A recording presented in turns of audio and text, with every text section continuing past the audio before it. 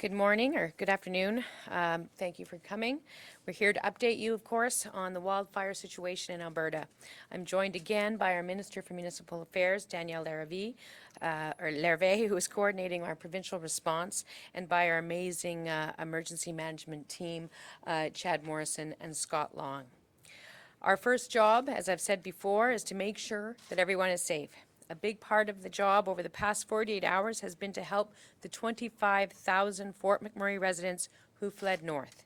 We've made good progress. Approximately 12,000 people were evacuated by air over the past 2 days. In the past 24 hours, over 7,000 more were able to drive down Highway 63 in approximately 2,000 vehicles. Our goal is to have everyone evacuated to the south by the end of the day today. Highway 63 is open and traffic is slow moving because of the dense smoke. Firefighting continues in Fort McMurray. We had a good day yesterday in terms of the heroic work going on to save as much of the city as possible. Firefighters in the city kept working to save the downtown and as much of the residential neighborhoods as possible. We held the line for a second day. I want to underline again that no one who is not a trained first responder with a specific job to do should be in Fort McMurray. A mandatory evacuation order still applies everywhere in the city, and it will be for some time to come. Please listen carefully to this. If you aren't a police officer, a firefighter, or otherwise have a specific first responder role in the emergency, you should not be in Fort McMurray. Yesterday, I urged people displaced by this disaster to register at the Red Cross. At this point, 32,000 households have done so. Let me repeat that appeal. If you've not registered with the Red Cross online or by phone, please do so, even if you've already registered with an evacuation centre. You can register at redcross.ca or by phone at 1-888-350-6070.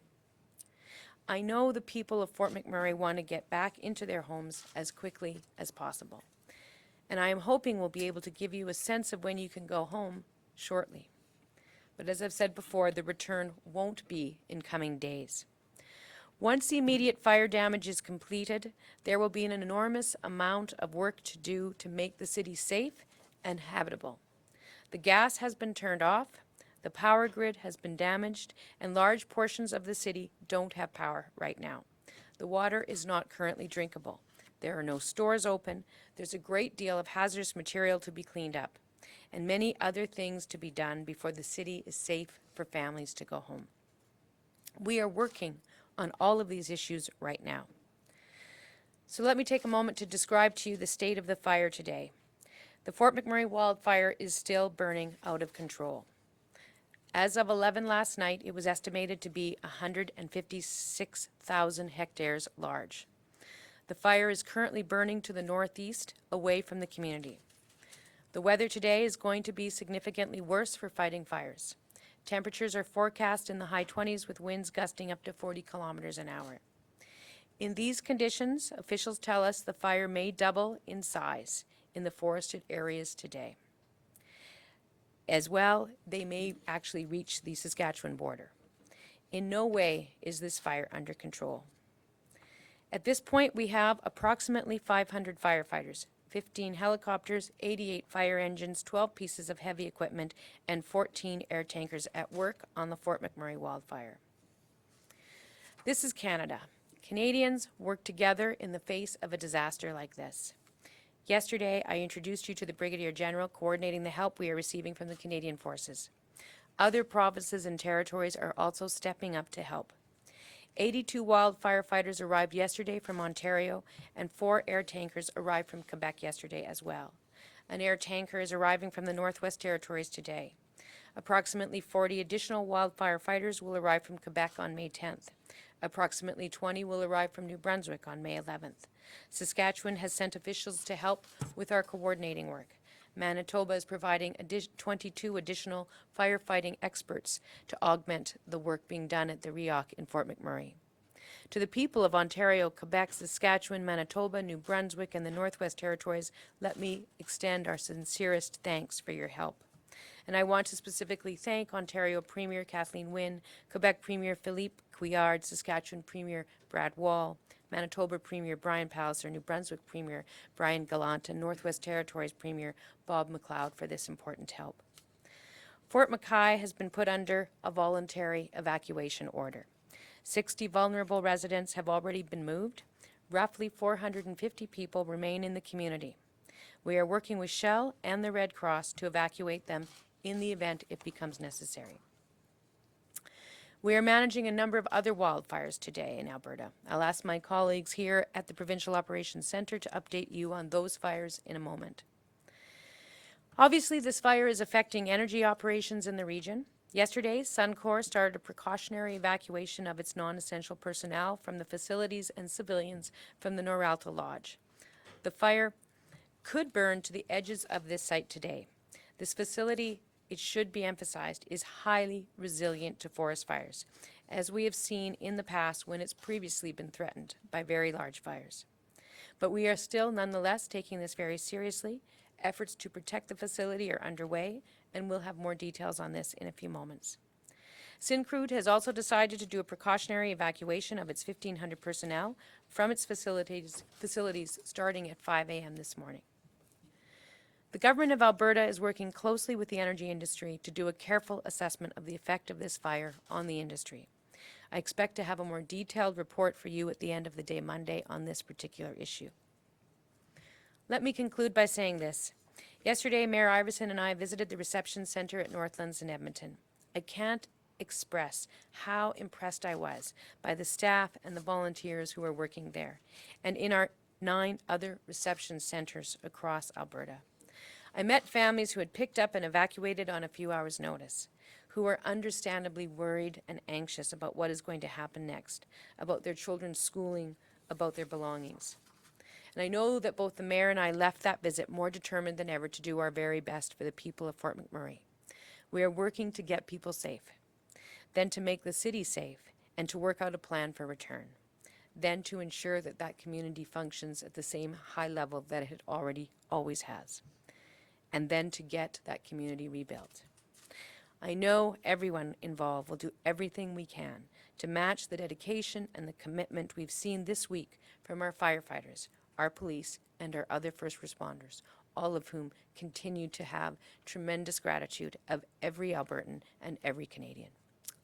So I'll pass the mic on to our officials to give you further information, and then we'll be happy to take questions.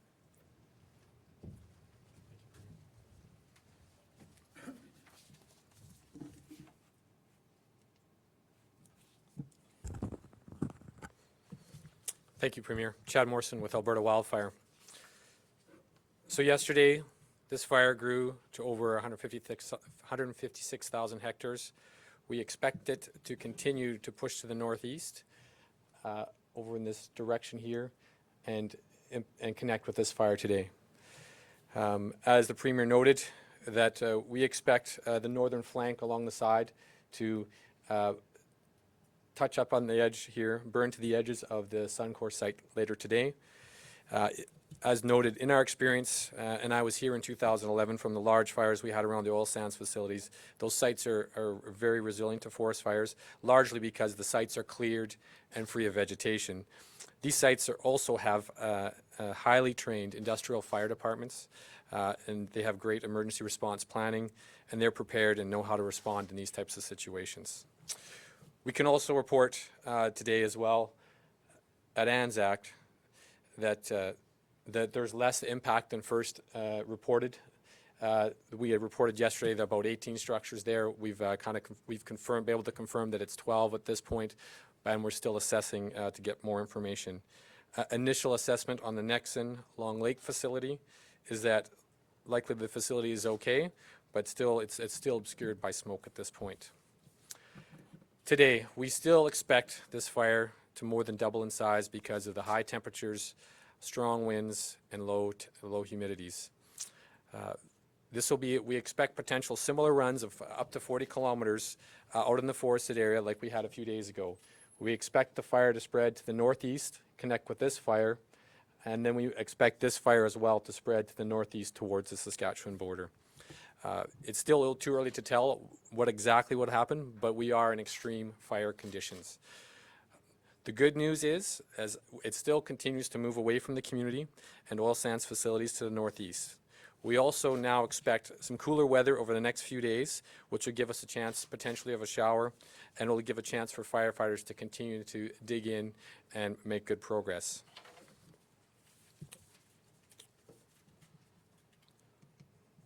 On scene today, we still have over 500 firefighters. We have 27 air tankers available to assist, 16 working currently on this fire. We have helicopters, heavy equipment, and rotary wing, or heavy equipment available. One of the tools I wanted to point out that we do have is heavy helicopters. Those heavy helicopters are almost better than air tankers. They can deliver they often have a 1,000-gallon bucket, and they can deliver that water up to 20,000 gallons in a single hour.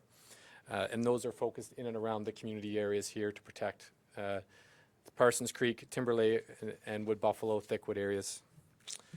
We continue to make great progress and continue to hold the line in the community. The crews in Timberlea, Thickwood, Parsons, and in the downtown area. Helicopters and tankers continue to support areas in the Sapere Creek, the Gregoire Estates, and Anzac areas. And we continue to establish dozer guard and fire guard in the north part here. Currently in the province, we still have 40 other wildfires burning, but at this time, 33 of them have already been brought under control or are being held. But at this point, we have over 1,300 firefighters deployed there, as well as 13 helicopters and many pieces of heavy equipment available. At this time, I'll turn it over to Scott for an additional update on his. Okay, we'll actually just open the floor to questions now, and then we'll go to the phone. You said that fire's going to meet up possibly with the one in the northeast and then move across to the Saskatchewan border. Can you give us any idea about when that might happen or what a timeline is on that?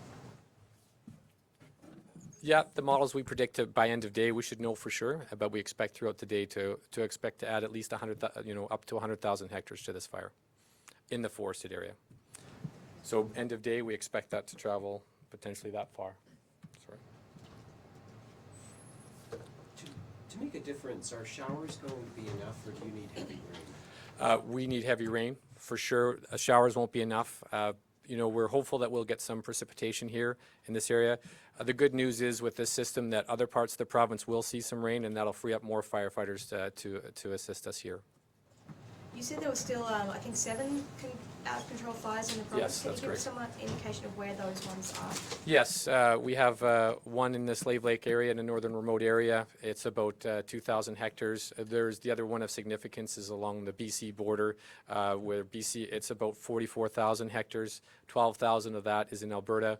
We have a fire team and crews deployed on that on our side, as well as BC is fighting that fire on their side of the border as well. How concerned are you about those ones spreading as badly as this one has?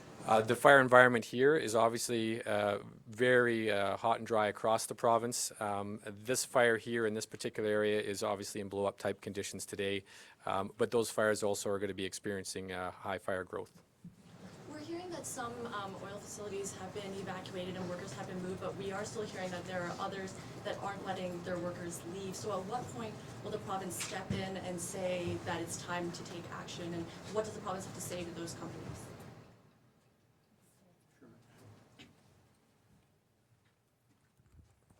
I'm not aware of any of those situations. We're in contact daily with the Industry Emergency Coordination Center. We had a very good meeting with them this morning.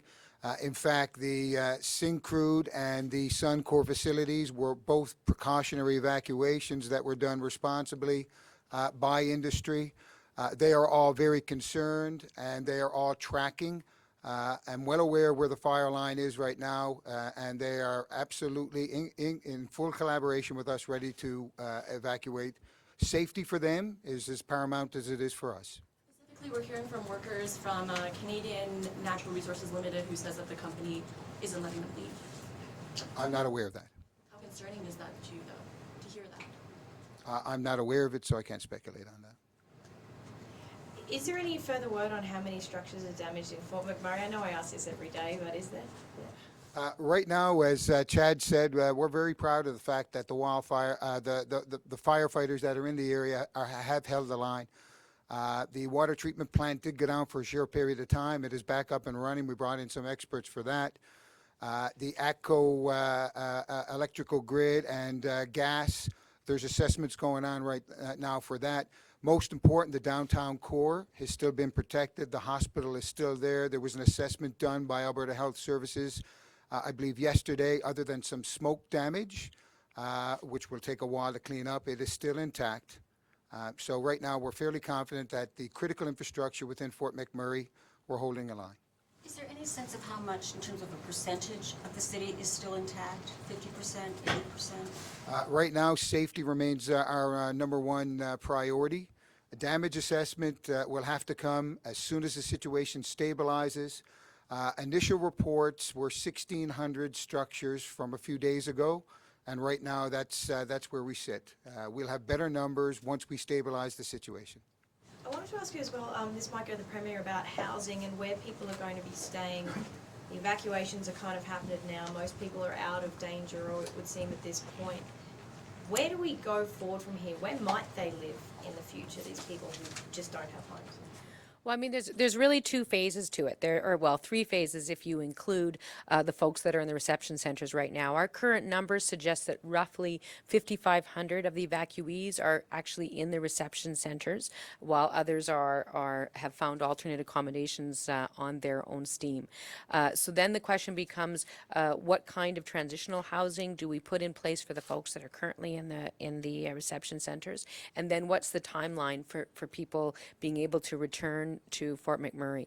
So a lot of that planning depends first on people registering at Red Cross so that we know where they are and what their needs are. And then secondly, of course, waiting until we have the situation under control in Fort McMurray so that we can go back in and assess the level of damage, the likely time of reentry, and what it is we have to plan for in terms of between now and there. So officials are working on a transitional housing plan, and we hope to have more details for you early next week. Are you even thinking though, like putting them up in apartments, putting them in empty houses? Like, Well, we've already had some preliminary conversations, as I said, with the universities. We know that there's residences that are available, NAIT, SAIT, U of C, U of A. So those are our preliminary options. There's other options that are being considered as well in terms of short-term apartments. We've already had some actual property management companies offer up 3 months free rent in certain rental properties, so that's a wonderful thing, and our thanks go out to those companies. So we're in the process of collecting the inventory in terms of places for people to stay on that transitional basis, and as I said, we're hoping to have more detail for you. We're working very closely with the City of Edmonton as the first spot, but again, we need to first make sure that we know from Albertans where they are right now, and then we'll put all those pieces together in the first draft of the plan that we'll see next week. Premier, any sense of how many evacuees are in Edmonton now, or in Calgary right now, or in Lac La Biche? That is information that we're still trying to collect. We know where they are in terms of the reception centers, but in terms of the vast majority who are not in the reception centers, that's what we're trying to figure out. That's why we're asking them to register, and then should they change their location after they've registered, for them to update their registration with Red Cross. And that's one of the reasons today we've specifically asked for people to register with Red Cross online, even if you've registered at one of the reception centers, because their database is we're hoping, going to be more able to accommodate tracking that information and tracking that issue of location for people. So we're still gathering the information. It's quite a lot of data to evaluate and manage, but we're hoping to have a clearer picture in the next day or two. Take your two questions, Julia, and then Ian, and then I'm going to go to the phone. I understand financial assistance will start to be made available starting on Wednesday, but many evacuees are saying that that's too far out. What do you have to say to them, many of whom are running low on cash and need it immediately? Well, the reception centers, as they stand now, are equipped to provide people with the basic necessities in terms of shelter, food, water, basic necessities. Diapers, various, shampoo, all that kind of stuff that you need in the very short term. So, if you truly are short of the resources to support yourself and your family with that, that's what the reception areas are for, and they have that material for you, and you can go and receive it. The mechanics of orchestrating the delivery of the additional money is just, it takes a couple of days. So we don't want to overpromise and underdeliver. So our hope is to be able to provide that, as I said, by midweek next week. When might school children be put into different programs down here in Calgary? Well, three pieces of information there. First of all, the Fort McMurray School Division, now I'm not sure if this is public or Catholic or if it's both, so I don't want to confuse it now. Okay, I can't. Anyway, one of the Fort McMurray school divisions has said that for those Fort McMurray kids who were worried about having to write departmentals and diplomas and PATs this coming week, don't worry about it. Their marks will be evaluated on the basis of previous work. So I know that that's actually a stressful thing. I've heard about that from kids in the reception centers. So it's important for them to know. As well, certainly in Edmonton, both school boards have already clearly indicated that all families need to do is contact the school that they'd wish their children to begin attending and contact the administration in that school, and the kids are welcome to start on Monday. And I recommend that folks start thinking about that, because I think that's probably a good way to help the kids get into a bit of a routine. It's all boards in Fort Mac. It's all boards in Fort Mac? Thank you. So all boards in Fort Mac have said, don't worry about the exams that were scheduled for next week. We're going to go to the phone now. Operator, please put through the first caller. Our first question is going to come from the line of Bill Fortier with CTV News. Hi, I'm hoping somebody can give us an update. You mentioned some of the damage in Anzac, not as bad as you thought. Can you tell us where, is there still fire in Anzac? Is there still fire near Anzac? If so, how close? Or whether the fire has completely passed Anzac now? And also an update on the Cheecham gas plant right near Anzac. Yesterday there was some fire and smoke very close to those domes. I'm wondering if there's still fire in there or if that's moved on, and whether there was any damage there. I'm going to pass it on to Chad to give you that information. Yeah, thanks.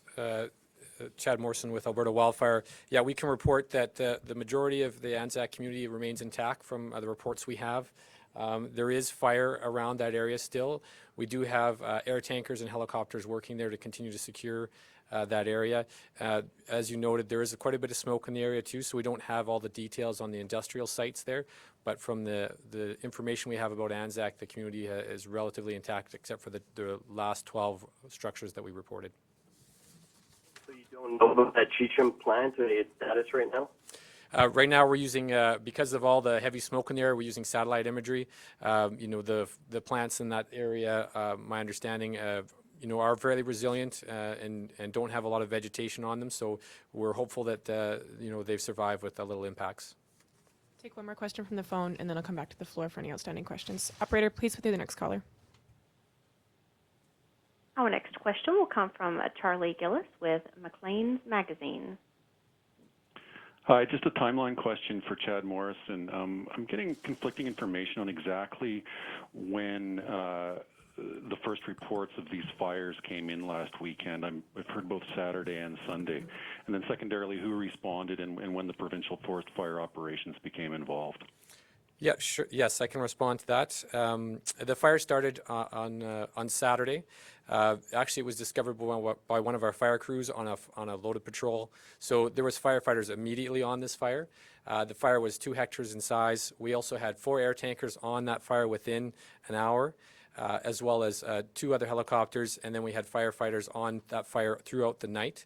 That fire grew from 2 hectares in the morning the fire started at 4 o'clock in the afternoon, and 2 hours later it was 60 hectares, showing a very, very rapid growth, even with all those resources on it. So it goes to show how hot and dry it has been here. With no rain in the area for the last 2 months, any fire that starts can move very quickly and grow very fast. We now have one more caller on the line. Operator, please put through the next caller. Next question will come from Cherie Nareen with Sweetgrass. Hi, this question is for Chad. Can you give me more detail on the Fort McKay situation?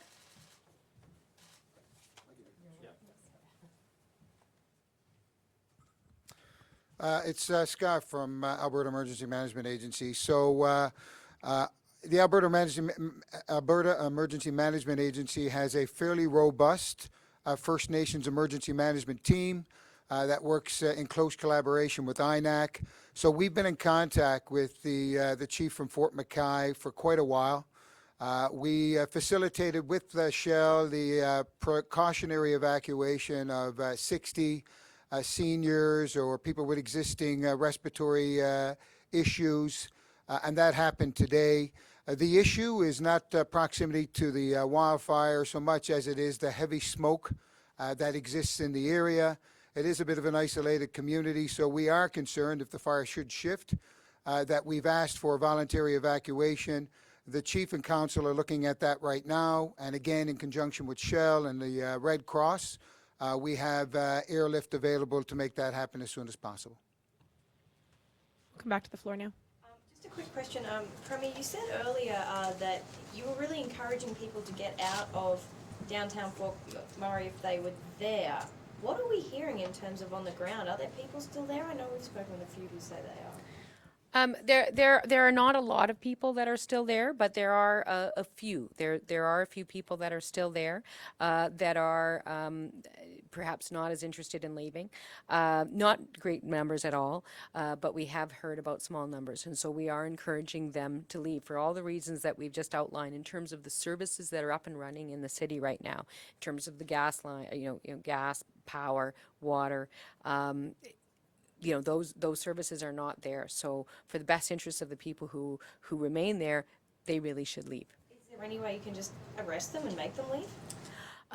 We don't actually have that authority at the end of the day. We can ask them, but if they're in their homes, we don't have the authority. The vast majority of people have left, to be perfectly clear. We're talking about very small numbers. But, quite honestly, we're very concerned about safety and the safety of everybody. And one fatality is one fatality too many. And so we really must urge everybody to leave so that our first responders can focus on fighting the fire, protecting the infrastructure, and reestablishing the functionality of that infrastructure so that everybody can come back in. That should be their focus. How are firefighters doing, and how are they dealing with fatigue? Is there enough turnover and making sure that they get time to rest? Because we're seeing pictures online of firefighters completely exhausted and passed out on the ground. Chad Morrison again. Yes, we continue to cycle firefighters through and bring more in to relieve them. And obviously, yes, there are photos of, that's how dire the situation is there. Our firefighters are working diligently and hard. Many of our fire center folks, we've actually brought in relief and spelled them out already, and that's actually happening in numerous cases. And as Scott had alluded to earlier, we've brought in out-of-province fire teams to help with the Regional Emergency Operations Center as well. So those reliefs there, and obviously any firefighter there is doing their ultimate best, and then we want to make sure that they're getting their breaks and their rest when they need to, and so that they can continue to come back. What's the role of the Army been thus far, and does that role need to be expanded?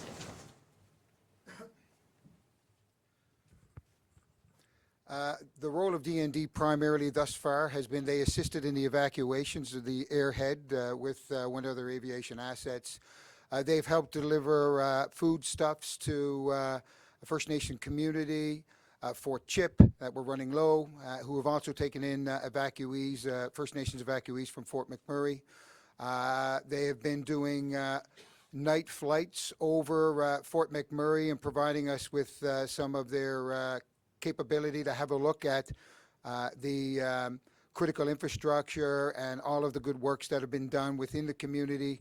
they've got the ability to see through some of the smoke that we're having some challenges with. And they stand by and ready to assist with any other requirement we may have. So at this point, are they more air support? Would you rather have more boots on the ground? Right now, they are air support. As Chad has said, we have sufficient boots on the ground, highly trained wildfire fighters and structural firefighters to do what is required. The DND has leaned forward. They have done some of the basic firefighting requirements, their immediate reaction unit. So if the situation does deteriorate, they can be put into the fight as quickly as possible. So there is the possibility of them to be transitioned from air to ground if need be? Oh, absolutely. That can happen, and relatively quickly if required. Right now, we have sufficient resources, trained personnel to do what needs to be done. We're going to leave it there for today, guys. Thanks.